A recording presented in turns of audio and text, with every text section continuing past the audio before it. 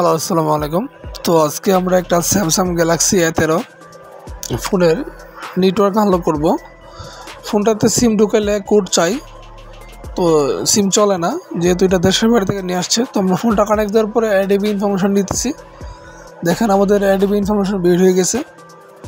তো এখন এটা আমরা কান্ট্রি লক খুলবো, যেহেতু কোড রিড করব। তো আমরা রিড কোডে ক্লিক দিলাম।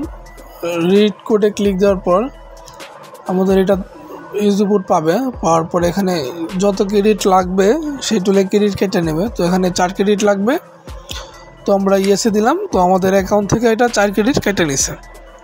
তো কিছুক্ষণের ভিতরে আমাদেরকে নেটওয়ার্ক আনলক কোডটা দিয়ে দিবে টুলের মাধ্যমে।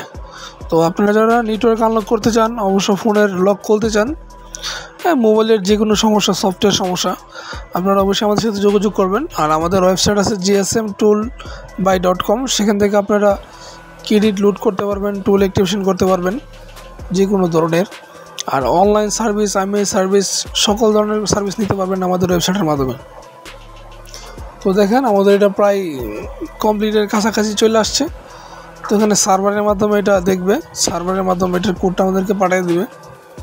তো আর আপনাদের ফোন যদি নেটওয়ার্ক লক হয়ে যায়, অবশ্যই আমাদের সাথে যোগাযোগ করবেন। রিয়েলমি, ওপো, OnePlus সকল ধরনের ফোন। দেখেন আমাদের এটা কান্ট্রি লক শো করছে, নিচে দেখেন এই যে নেটওয়ার্ক লক কোড আসছে আর MCK কোড আসছে। ঠিক আছে, সবাই ভালো থাকবেন। আসসালামু আলাইকুম।